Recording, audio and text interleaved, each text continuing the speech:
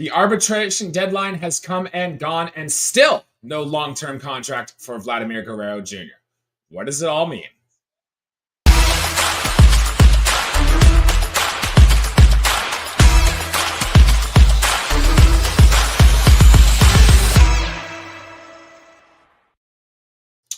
Good evening, everybody. It is Thursday, January 9th, and welcome to episode 227 of Buds and Blue Jays. It's your place for all things related to the Toronto Blue Jays. I'm Jesse Burrell, joined as always by Jesse Tricio, and today on the show, the Toronto Blue Jays were able to come to some arbitration agreements with a bunch of players. In fact, all 7 of them were able to come to an agreement here.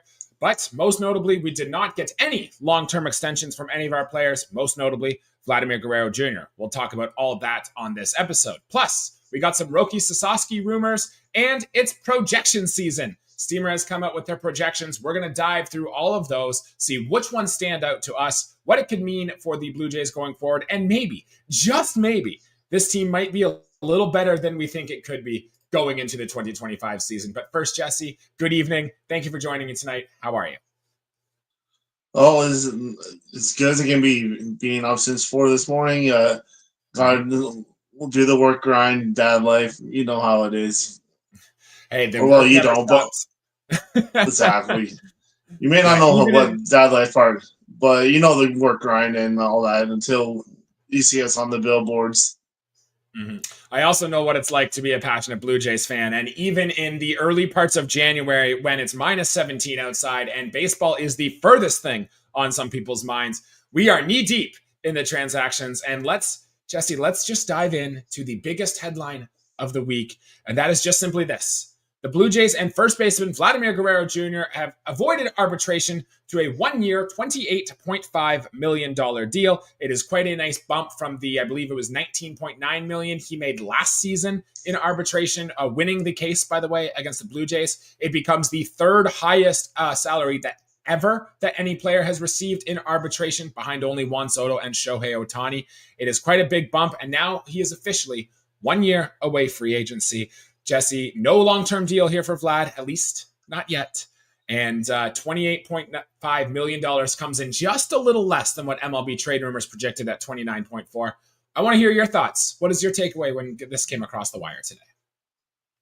Was sad it wasn't long-term, but at least it gives the Jays front office possibly some ground to work on the long-term deal and see where his price range per season is, or or where what numbers they can play around for the future. Because the other day they were saying that they were $100 million apart, and he's going to be a Red Sox now.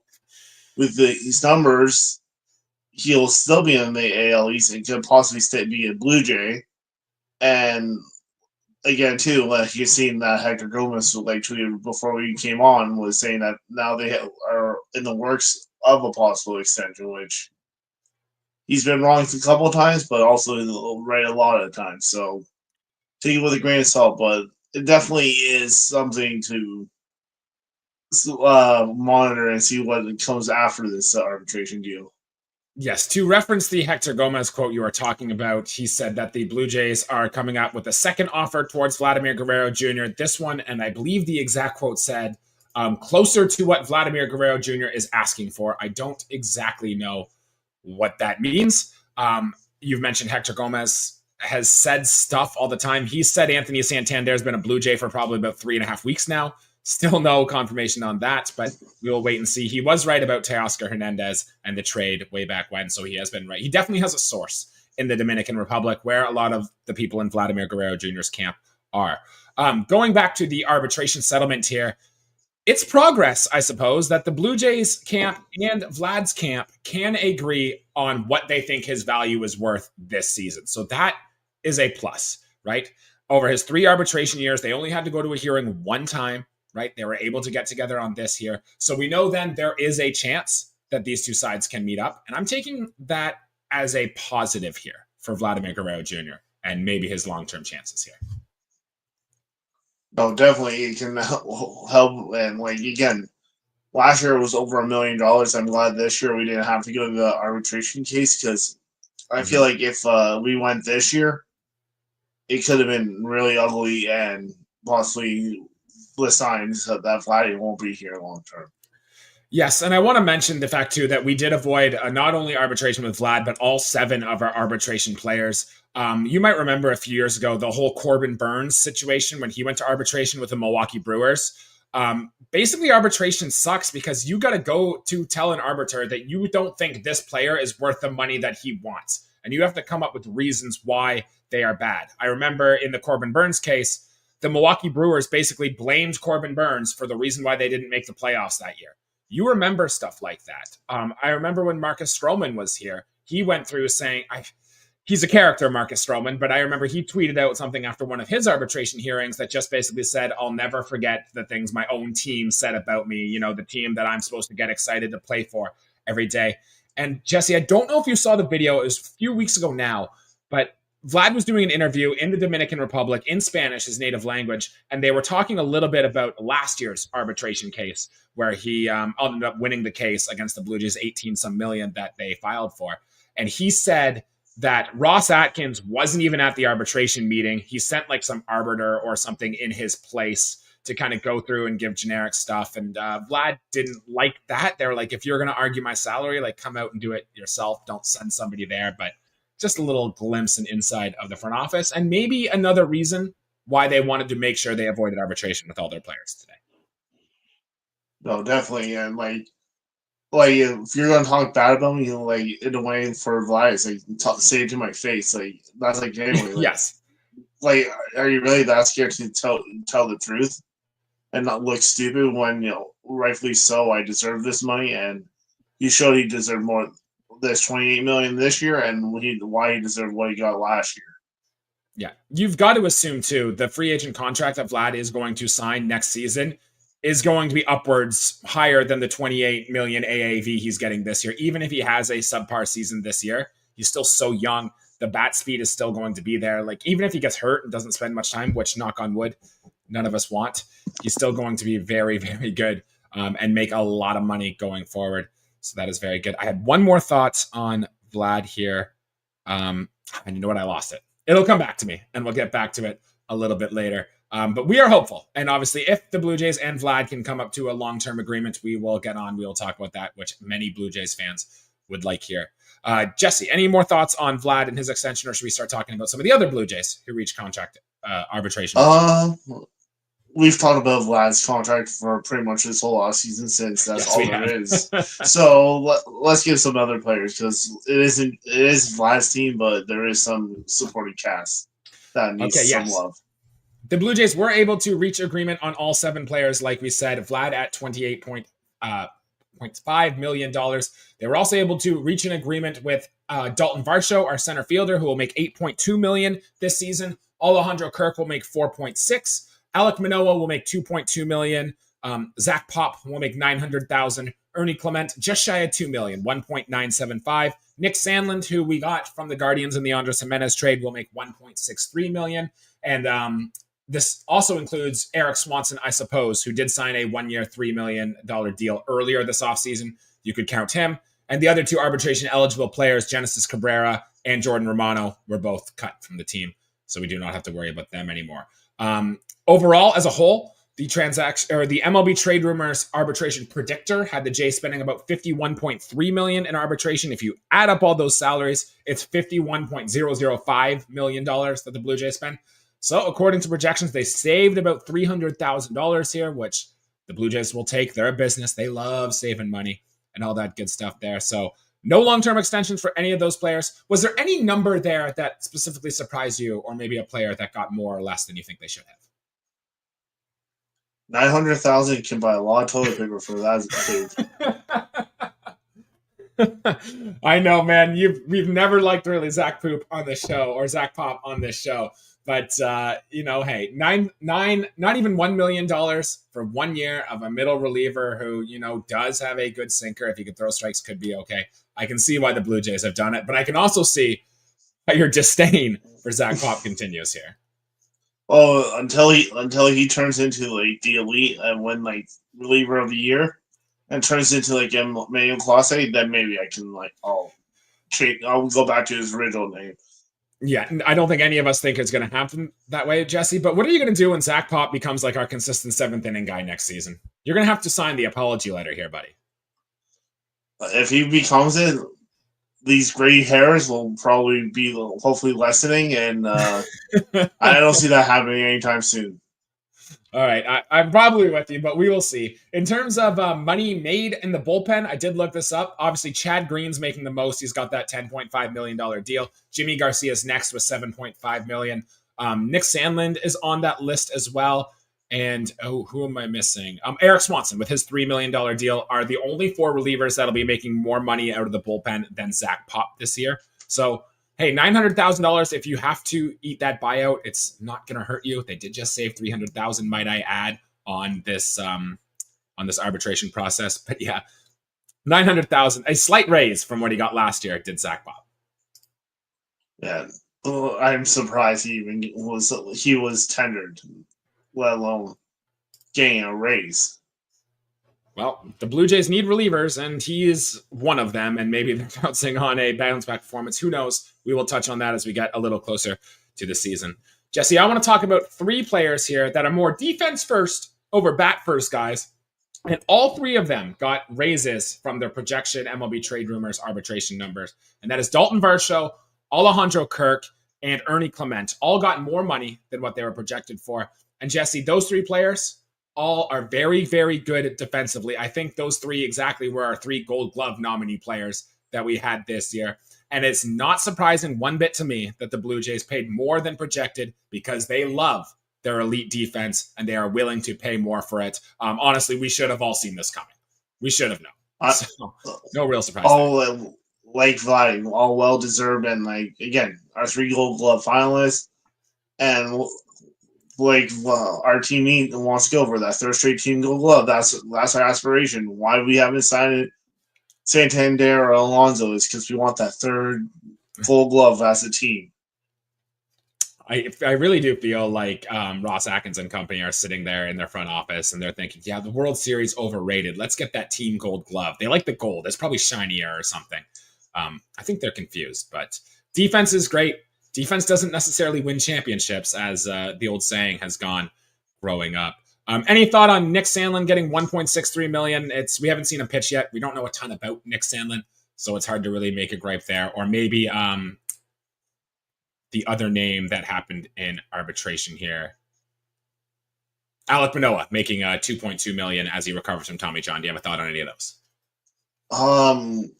Right now, I'm thinking Sandlin could possibly be a steal, especially with him working with Pistol Pete and like what he's done with the bullpen in the past. So maybe like that could be a steal. But I feel like Manoah, if you look at what Manoah probably would have been making if he didn't go off the rail the 1 year and have Tommy John, that's a bargain for the caliber of pitcher he was his first 2 years. Right. We get Alek Manoah so cheap now because of his injury and poor play when he was down in the minors for a long time. We got another year of control, and his arbitration levels can stay so low because he was so bad for that little stretch of time after his Cy Young caliber seasons. That $2.2 million this year, if he looks good in the second half and you have him, say he even takes an arbitration jump to like $8 million next year from the good production you can get from Alek Manoah, absolutely a win. We will take that 10 times out of 10. Oh, 100%. Like, again, he can only go up from how bad he was. And, like, the start before he got hurt, like, against Tampa that I was at, like, he looked like his old self. Mm-hmm. So, 5 starts for Alek Manoah. He looked good. He was suppressing hits. The strikeouts still weren't there, and the stuff on his pitches weren't all the way back. But we will see how he looks as he recovers from his, I guess it's eternal brace surgery, not full-on Tommy John. But we will see going forward into this season. All right, Jesse, no more thoughts on arbitration, eh? We're done. We're not going to any cases. We can move on past this, yes? Until they extend Vladdy after that deal, then, yeah, we should go buy it. Okay. I want to take this time now and talk a little bit about Roki Sasaki. It has been a while since we've brought him up on this episode. I know early in the offseason we had talked about our dream targets. I had mentioned Roki a few times. I know you had been intrigued by the talent and the upside that he has. We're getting close to his official signing time. A lot of reports have gone out there saying that he is going to sign after January 15th, which is less than a week away. So if we take our normal weekly episode podcast, it'll be in the Roki Sasaki era. And Scott Mitchell from TSN tweeted a month ago that, yes, there's a lot of Blue Jays people all in, and he brought that back to the forefront today. And with a lot of rumors going around about a mystery team really getting in on Roki Sasaki, I'm really starting to believe that with how desperate, that we've heard that quote several times about this Blue Jays team is, that we are really making one more final push on Roki Sasaki here. Now, could it just be what we've done each of the last 2 off seasons, where we are building this up just to get hurt again?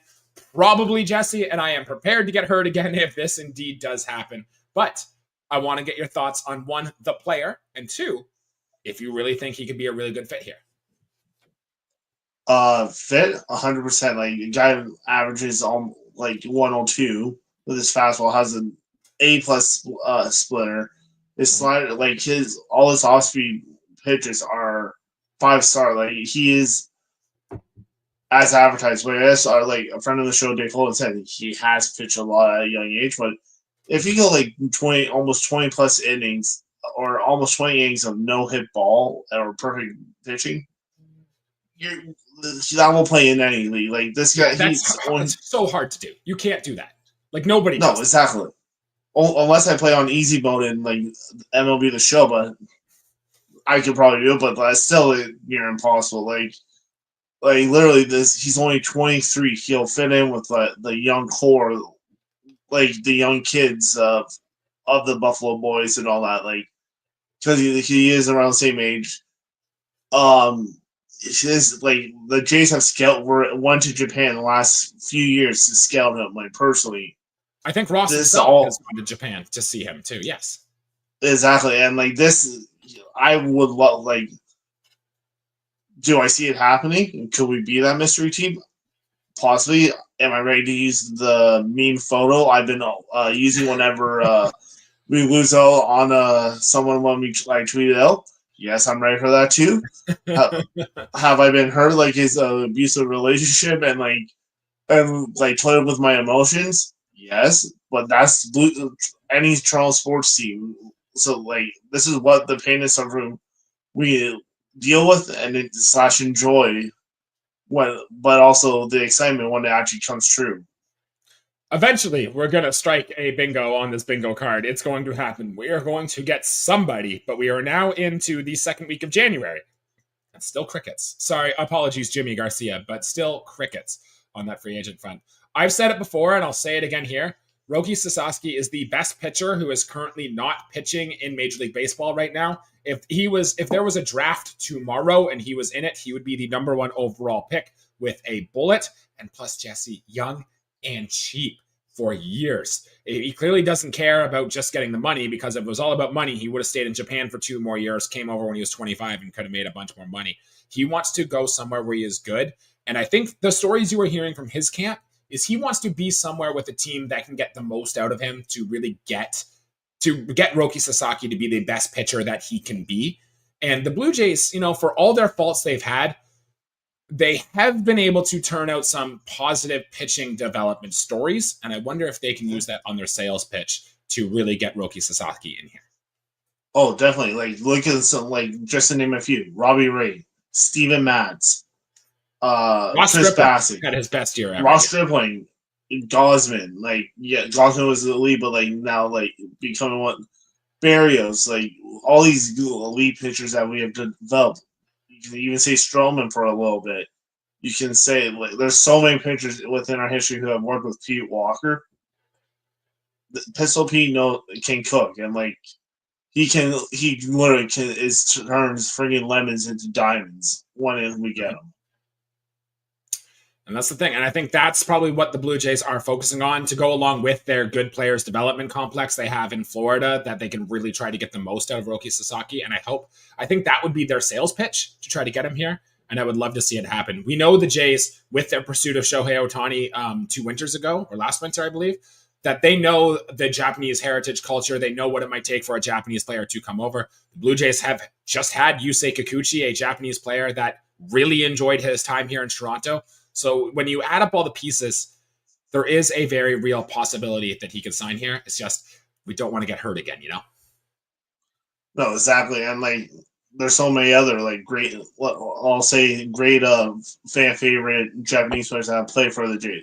Like you got Munenori Kawasaki, like playing in say like Toronto too is with the ring culture and diversity in that city and all these like is perfect for like Sasaki to come here too. Like where like yes he may not he's in a whole other country, but it wouldn't feel like he's in like a foreign land too because of how diverse Toronto is too. It's a very interesting point. I agree with Jesse, and we will talk about it more if it happens. I don't love talking about rumors when they're just that. They're rumors, but we got something. One point, kind of backtracking just a little bit to the Vladimir Guerrero Jr. Hector Gomez tweet. Sportsnet just aired that quote. They don't usually do that. So take that for what it's worth. Maybe there might be something to this behind the scenes, or maybe it's just they're trying to build up speculation. Who knows, Jesse? Who knows? But we will keep tabs on that going forward. Quick question, my guy. Did you see the video going around of Joey Loperfido's new swing? Yeah, it definitely is intriguing. Like a couple things I've noticed from his leg kick's not as high, and it looks also that he's attacking the ball and not waiting for it to like travel to him. Yes. Keep talking just for a minute. I'm going to try to see if I can get the clip on video here for us. But yeah, Joey Loperfido. Talk to me about the player and what your expectations are for him this year. Well, definitely, again, being one of the integral parts of that Yusei Kikuchi trade and versatility in the outfield, can play all three. Has A plus speed, can even play some first in a pinch. Like when he came up with the Astros, he hit I think it was 10 home runs in 13 games.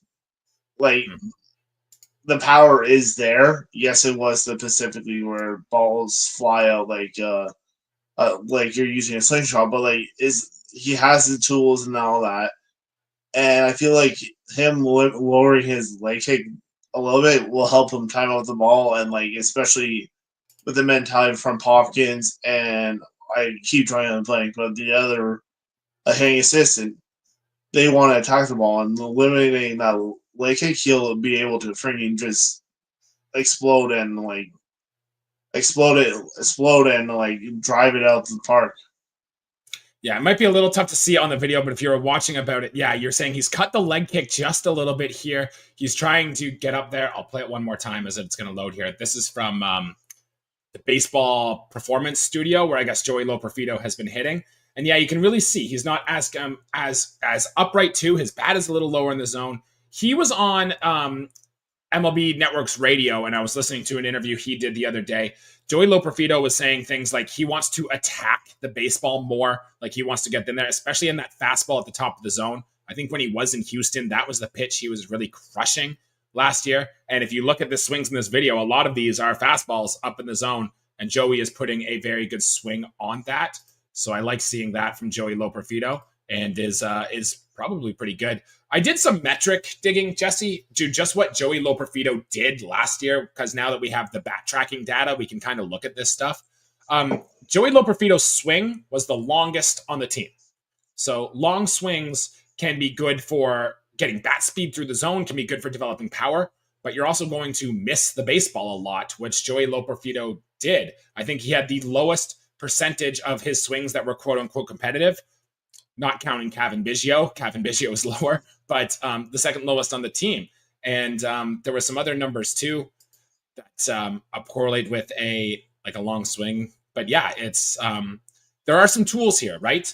Including the swing speed. And I think that's what the Blue Jays really liked. Like he's only behind Varsho, Vladimir Guerrero Jr., and Addison Barger, who we give props to his swing speed all the time. So there is a very real tool skill set, and there definitely is an untapped potential with Joey Loperfido that I think the Blue Jays might be trying to explore this year. No, definitely, and like seeing too, like where his bat is. Last year, his bat was like way more straight up, higher, like hands above the head.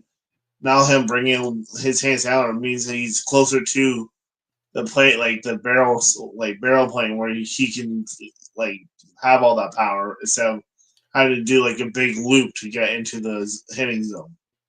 Give me a number right now. How many home runs does Joey Loperfido hit in 2025? If he's getting regular at bats, let's assume he is. Okay, 23. 23, I like. Good call. I'm going to go the under of 18, but I think there might be more production, some more extra base hits in there for Joey Loperfido. Definitely a guy that we're going to follow quite a bit during spring training. And Jesse, one more bit of news before we dive into projections. A guy we talked quite a bit about 2 episodes ago when Scott Belford was on our show. But Hagen Danner, our friend Hagen Danner, who we both have really liked, who I guess did fall off just a tick, who was released, did end up signing on with a new team. He is officially a Seattle Mariner. So no more Hagen Danner in this system. We talked about it at the time. We didn't love it, but now is officially farewell, Hagen Danner. Well, a shame, and he's throwing a couple of former Jays in that bullpen, and Trent Thornton and Tyler Saucedo, and enjoy the West Coast. You'll be missed, and don't punish the Jays so much. Please, yes, because I wish him nothing but the best. Him going to Seattle could be very good. Chris from the Coach's Sons, if you are listening, we promised this bullpen arm might be better than what Jimmy Garcia was for you after we traded him to, and what Justin Turner was for you guys simply at the deadline. But Hagen Danner is legit. Real guy. We will be following his career very, very closely. All right, Jesse, unless there's any more breaking news that has rolled across the wire at 10:30 at night, which I have yet to see some, do you want to start talking the 2025 Toronto Blue Jays, start looking at some projections and seeing what could be from this 2025 team? Let's do it. Let's see how painful it could be. All right, so this is painful. Man, I really hope it's not painful. There might be some, though, in here that you don't like. So for those of you listening, I've looked at these projections. I've been staring at these things since the World Series ended, to be honest. Jesse, you have not seen many of these, so I think this could be a little fun where I could just tweet out a projection, and I almost want you to tell me what player on the Blue Jays you think that is projected for that stat line. Does this make sense? So I'll give you the line. You try to tell me the player. Okay. This will be a little fun, and then we can talk a little bit about the player. But here is a projection for a Toronto Blue Jay. They think he's going to hit 263 with a 317 on base, a 103 WRC plus, hit 13 home runs, steal 26 bags. Give me the player.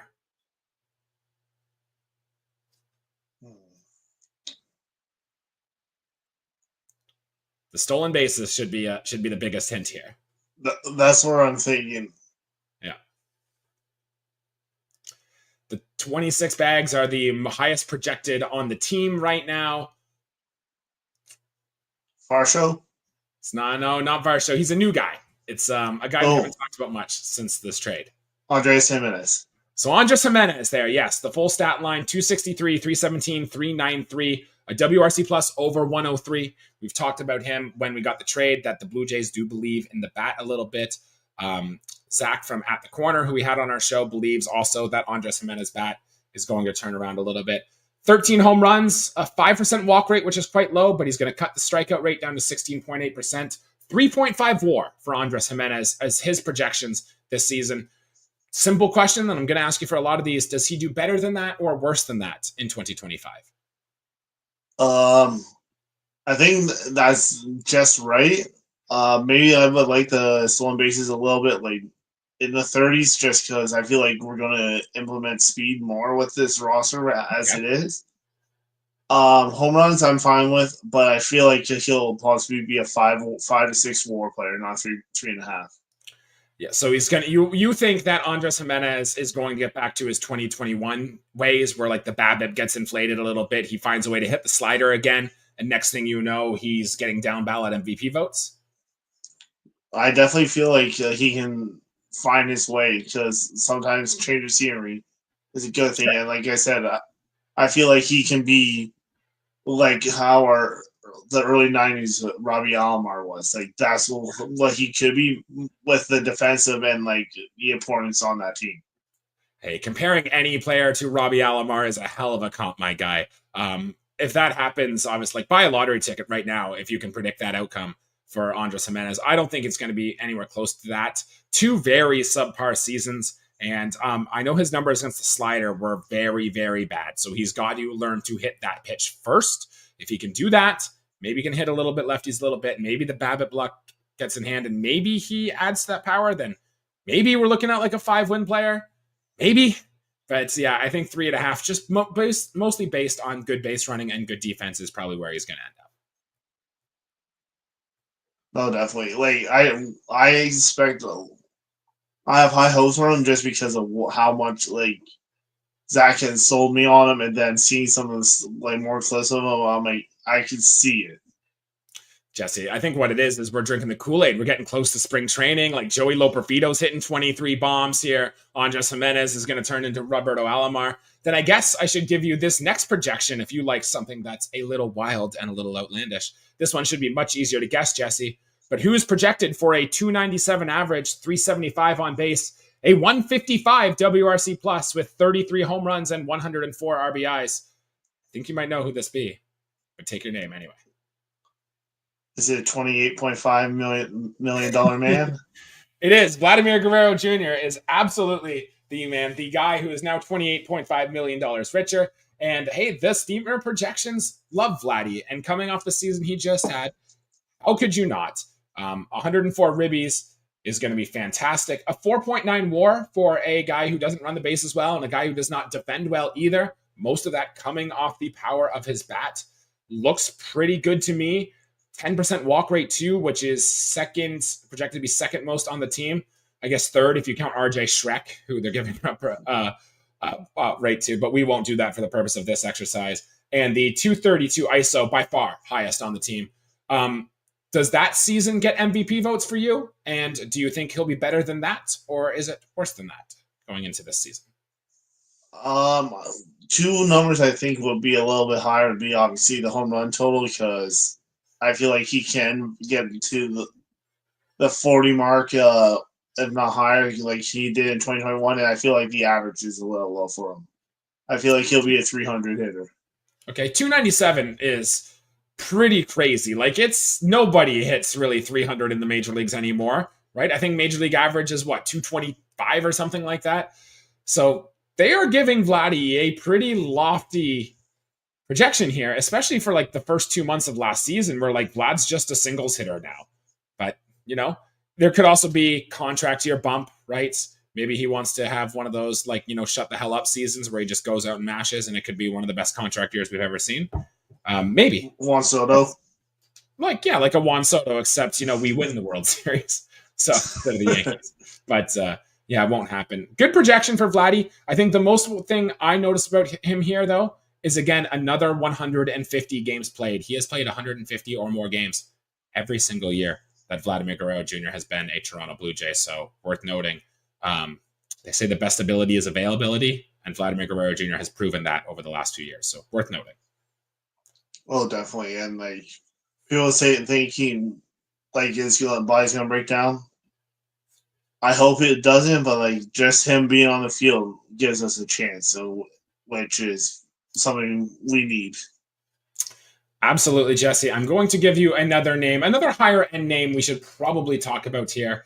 This player projected to hit 278 with a 324 on base, a 118 WRC plus, going to end up with 20 home runs on the nose, 77 RBIs, 10 stolen bases, and a 3.9 WAR season is what Steamer projects for this player on the Toronto Blue Jays. Give me your name. Who's it going to be? The new dude, Bo Bichette. So yes, that was exactly Bo Bichette, the projection that I laid out for him. Any surprises before we dive deeper onto what that projection says about Bo Bichette? I just hope he can actually stay on the field. That's literally like the projection is great, but if he's on the training table most of the year again, then it is what it is. But if he really wants to leave Toronto, I feel like those numbers are probably going to be inflated because of the I want my money type of deal. Yeah, I mean, Bo Bichette did come from money. Like his dad was a Major League Baseball player, so it's not like he's starving for money. But Bo does seem like the type of guy that wants to stick it to you a little bit, and going out there and putting up a monster season and then running away and taking the bag absolutely seems like something Bo Bichette would want to do. I'll talk more about what I really think Bo Bichette's going to do in a later episode when we get more to like maybe our bold takes and our player projections and stuff like that. But two numbers from the projections that really stand out to me. One, like you said, the games played number, 143 games played for Bo Bichette. I think you and I would sign up for that absolutely every day if Bo Bichette is playing 143 games at shortstop. And the power numbers to me, they have Bo Bichette slugging 441. That's more than George Springer. That's more than Alejandro Kirk. I think that's actually second most on the team behind only Vlad is Bo Bichette with his 441 slugging. That's higher than what Orelvis Martinez is projected for, who probably has more power than Bo Bichette. So the under the hood numbers for Bo last year really screams that the power was disappearing a little bit, but the projections seem to believe it's coming back. Jesse, do you believe the power is coming back for Bo Bichette? I believe it will. Okay. I feel like the saying is like a lot. You playing baseball and myself playing baseball. You know, a lot of your power is from your lower half. So if you only have like one calf and like one like fully healthy leg, that's gonna put a dip either on like your timing or even your the power. Just so I feel like him having being fully healthy, knock on wood, and having like two solid base underneath him, he definitely I feel like his power will go up. Do I think he'll hit 20? I hope so. But being the second highest slugging percentage, I really don't think it. I think it'll be someone else, like someone that's either not on this roster yet or someone that is just going to surprise us. Yeah, so just for reference, here's what Bo Bichette's slugging percentage has been over the last 3 seasons. In 2022, it was 469, very good. 475 in 2023, even better. And then dipped to 322 this past season. Absolute fall off the cliff. I think the projections are betting more on track record, and they're looking what Bo Bichette did the 3 years prior, where he got down ballot MVP votes and he was that guy. And they think, well, regression to the mean is going to happen. He's going to come back and be that guy. I find it hard to see what I saw last season and think that Bo can just magically snap out of that. I might be more on the lower side than other people are on Bo Bichette, but you could be right. If it is just he was hurt all year, never got strength in that lower half, and it can all come back and he's completely healthy, then you could be onto something here. Yeah, I really hope it was because of the injury, but like again, like I'm definitely on siding with you too with the regression of all the just being a shortstop and playing in Toronto too. Like, yes, it's dirt, but it's still not like all the natural type of infield. So it could possibly be regression to the regression already. Yeah, we will see. It's going to be one of the biggest storylines the Blue Jays have. We're going to talk a lot more about Bo Bichette as we get in closer to the season. I just thought it was good to lay out what the baseline projections are. So later in the season, when Bo Bichette is either going off or when he is playing terribly, we can go back and we can reference what this projection was for Bo Bichette. Before we move on to the next guy, like we did for the home run total there, can you give me a home run total for Bo Bichette? What's his number settle at this season? I'm going to say 17. 17, and I was going to go 14 for Bo Bichette. So Blue Teens, obviously he will provide offensive production in other ways, but still not the 20 home run guy we had seen in years past from Bo Bichette. So worth noting. No, definitely. Like, unless he has some, like, that late in 2021 when he had almost 30, I believe, or like, if I'm correct, he had like all the thump around him. Then they had a pitch to him, and he was just getting cookies down the middle, and he was teeing him up because he was doing his early form of September. Another reason too why getting lineup protection around this lineup to make it deeper will help your guys perform. But anyways, very much needed. Jesse, let's talk about this player. Now, this player is only projected for 81 games, so we're getting a little deeper down in the roster. But I think is a very intriguing name to analyze going forward in this season. This player projected hit 218 with that 317 on base, so the same on base percentage that Andre Jimenez has. A 104 WRC plus, so slightly above league average. They're projecting 11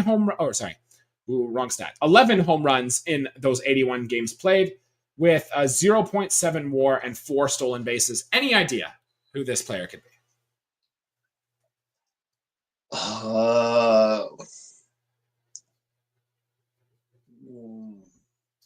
I have two names in my mind. Give them to me. Will Wagner. It's not Will Wagner.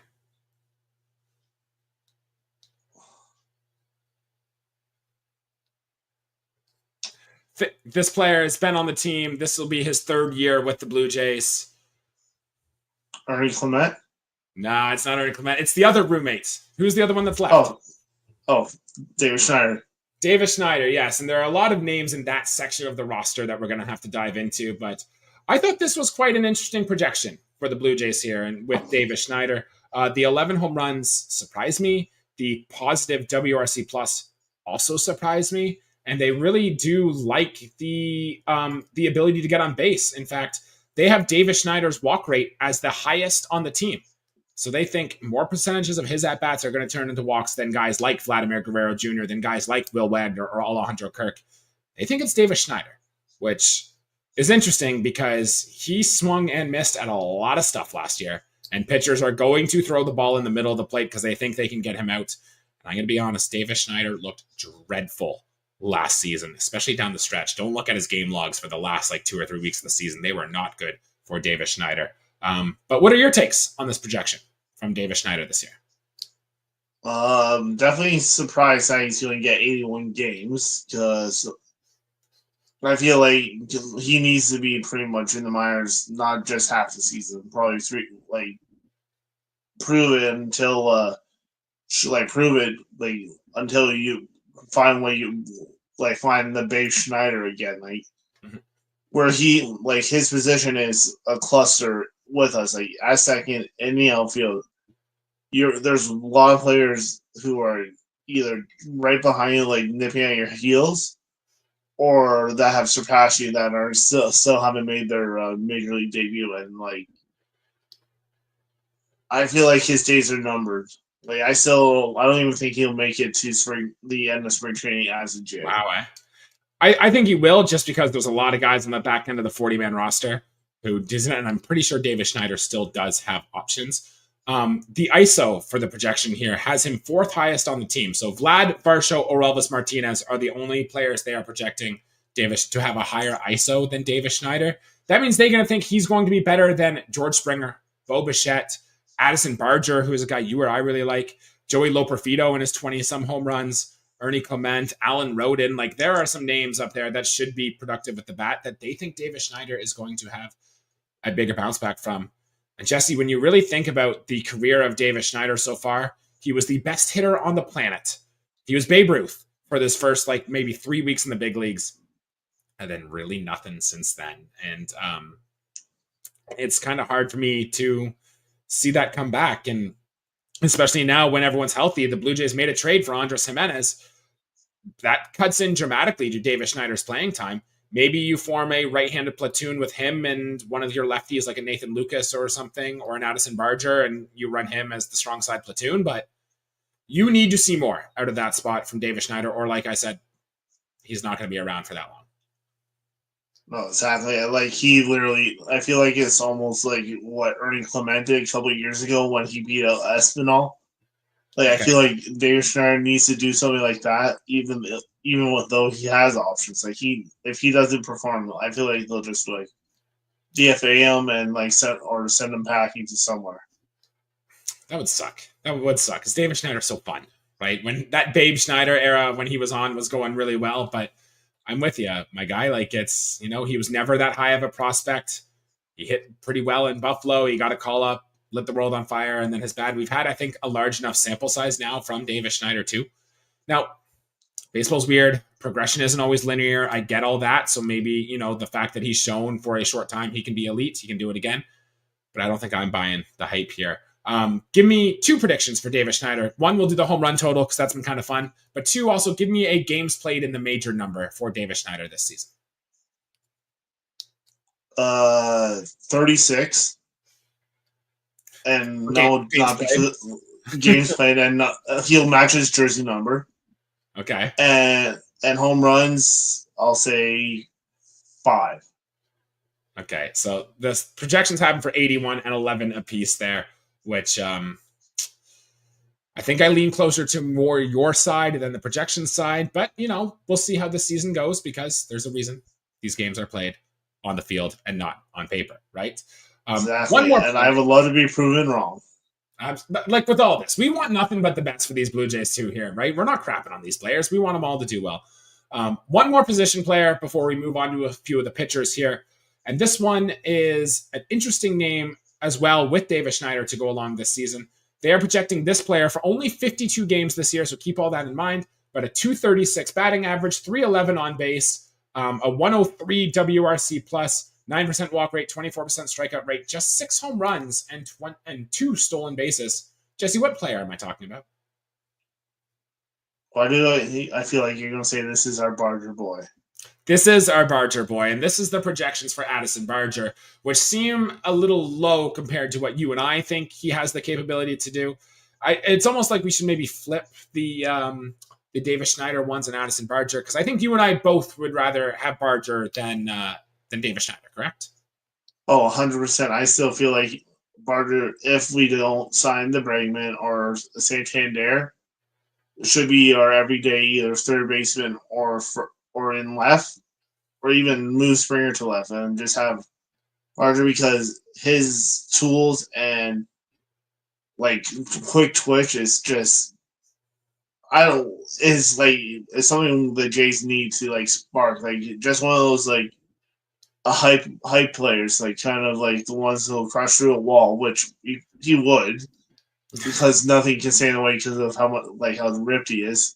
But like he will be one of those guys who just will do whatever it takes. It kind of like what Springer was when he first showed up. Sure. But yeah. his body can actually handle it and not just fall apart. Out of all these younger players on the roster, and there's a few we haven't talked about, like Will Wagner, Alan Roden, we have not talked about this episode. We'll get into them. I want to throw like Orelvis Martinez into this mix as well, with Davis Schneider, with Ernie Clement. Where does Addison Barger fit among those players? I would personally, we've talked about this off air too, is I would literally have him be our starting right fielder. Especially with his arm strength and just his range too is not something people don't really talk about. His range in the outfield, will be a solid defender, as well as if he gets more ABs, his numbers will show it. His first time in any level, he tends to struggle, but the following year he'll light it up. Yeah, it's worth noting too, when Addison Barger came up last year, that I think his girlfriend or wife was just giving birth. Like, it was a wild time. Like, he was becoming an early dad. You know what it's like early in your child's life. Like, your life is kind of thrown upside down. On top of that, having to be in a new city and produce is wild. The range isn't necessarily good for Addison Barger. It's actually quite poor, but the arm strength is immaculate, and the sprint speed is better than you think it is for Addison Barger. And good base runner at that too. And plus, like you said, with the tools, some of the best tools I have seen. There is a complete hitter in there. It's just the Jays got to find a way to unlock him. Jesse, true or false? Over the course of the season, Addison Barger beats out George Springer for a job and becomes our everyday right fielder. True, because I feel like if everything goes the way I would like it, Atkins will be gone, and then the new front office will bite the bullet and finally cut ties with Springer. Okay, you've heard it here. When that does inevitably happen mid-season, we want to make sure you heard it here on January 9th from Buds and Blue Jays, if that's what was going to happen with Addison Barger. All right, Jesse, then just give me these same things. Give me, a games played prediction and a home run prediction for Addison Barger this year. Let's go 93 for games played. Mm-hmm. And 24 home runs and 65 RBIs. I like it. I actually think Barger might eclipse the 20 home run plateau here this season. I think he's going to be good. He's a lefty. He's going to see a lot more righties, right? He might not hit against lefties, but if he can be, a 120 WRC plus against right-handed hitters, which he looked that guy towards the second half of the season last year, then I'm in I'm a Barger boy. I'm drinking the Kool-Aid. Let's get it in there this year. There's probably Any some other hitters? creatine and protein in that Barger Kool-Aid. Absolutely, there is. I wouldn't want to drink any of that. I bet you it doesn't taste good, but I bet you it does wonders to the human body. Any other hitter you wanted to look at before we spend the last 10 minutes here looking at pitchers? No, let's get to the pitchers and possibly the bullpen, or I should say bullpen. It's not the bullpen yet. Yeah, no blown saves yet this year, Jesse. It's a new year. We're turning leaves. Maybe the Blue Jays, how bad they underperformed last year. Maybe they'll just overperform this year, and it'll be a thing of wonders. I doubt it, but hey, we can dream. It's early. Optimism's high, right? You're saying there's a chance. They're saying there is a chance. Absolutely.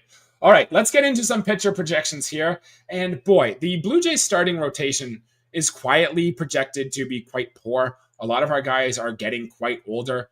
Gosman took a step back last year. The splitter kind of looked lost a little bit. Chris Bassett, I think he walked the most batters out of anyone in baseball last year. I think I've said the stat before on Bassett, but he had one start last year where he didn't walk a batter, and it was against the White Sox, so I don't even think that counts just because they were so bad. Brios was sturdy, showed flashes of greatness, flashes of inconsistency, and then Bowden Francis, what do you make of his season? Dreadful the first half, and then literally the best hit suppression pitcher the game has ever seen in the second half of the season. And then there's Yariel Rodriguez, who is working up his innings total. So you can pick a pitcher. I can throw out their projection if you'd like, or we can do what we did before. I'll read a projection, and then we'll talk about it. How would you like to go about this? Well, let's continue with the theme we were doing for the first half. So I will give you a prediction here, and this pitcher is projected to throw 179 innings this season. They got 8.29 Ks per 9. The ERA is going to be about 4.10, 3.2 walks per 9, and a 42% ground ball rate. See if you can get who that starting pitcher is based on that number. ERA one more time? 4.10, ERA 4.10, yeah. Bassett. It is Bassett, yes. That is the projection for Chris Bassett here. Coming off quite a bad season. It is also a contract year for Chris Bassett, might I add you. The guy who can throw a billion different pitches, who's known for his command, but also walks too many guys for a guy who's known for his command. So, Jesse, I want your opinion first before I give mine. What do we make for Chris Bassett this year? I feel like if anything, he'll finish as our number 5 starter just because of one, age, but also two, just how inconsistent he is and how just how much his outings have will harm at his blow ups. I just think of that game against Oakland now, just the Athletics. Just where it was 7-0 after the first one. Are you kidding? I feel like there's going to be way more of those this year than the last 2 years. He had a really bad one against the Dodgers too last year. Yeah, that one against Oakland you're talking about, 7 earned runs in 4 innings pitched. He had one against the Dodgers too, 7 earned runs in 2 2/3 innings pitched. And I remember when we signed Chris Bassett, I looked at his game logs with the Mets, and he had 3 blowups. But that was it. He was very, very good the rest of his.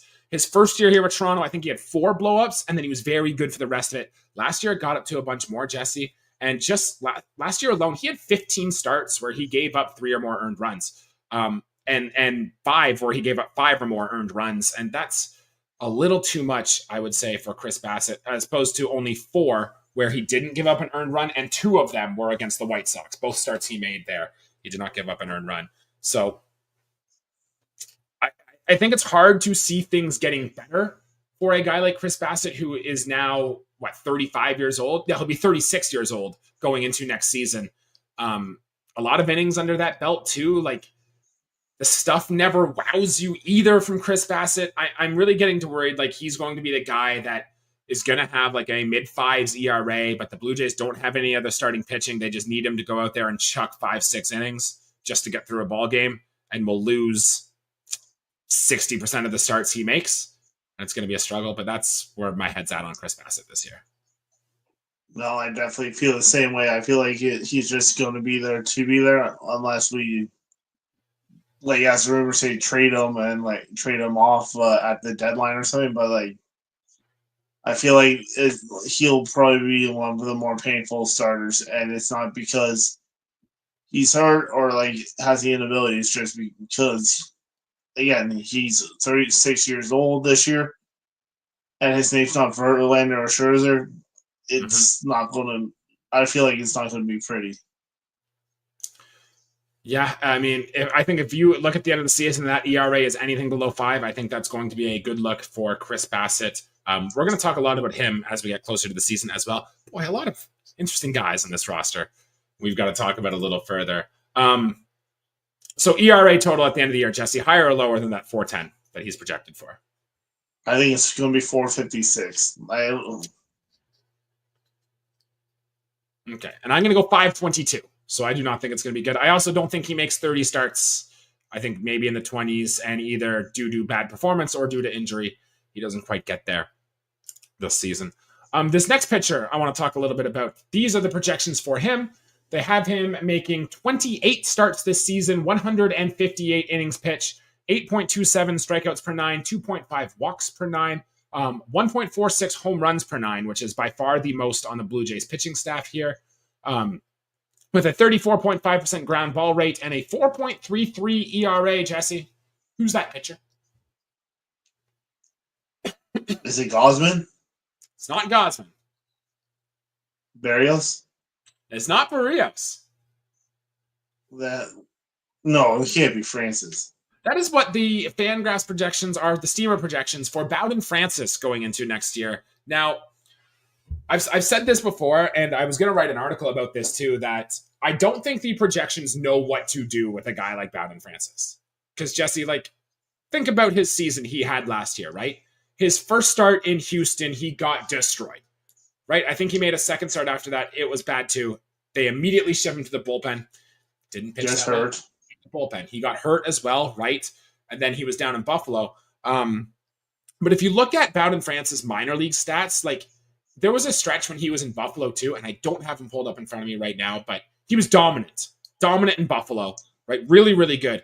Then came back up, pitched out of the bullpen, and also wasn't that good anymore. And then all of a sudden, the Blue Jays trade Yusei Kikuchi at the deadline, put him into the starting rotation, and he literally becomes the best hit suppressor pitcher the game has ever seen. So it reminds me a lot of Marco Estrada when he was here, right? The projection system never liked Marco Estrada because they saw a 92-mile-per-hour fastball, a changeup that's the metrics was good, but they didn't love. And yet Marco Estrada was one of the better pitchers through the mid-2010s that the Toronto Blue Jays have ever had, one of the best playoff pitchers the Blue Jays have ever had, and he was very, very good. And that's kind of where I'm thinking Bowden Francis can end up. Let's hear what you think, though, on Bowden Francis. Well, you know what my opinion of him is high. Like last year, when my prediction was top 10 Cy Young for him. Like, so I feel like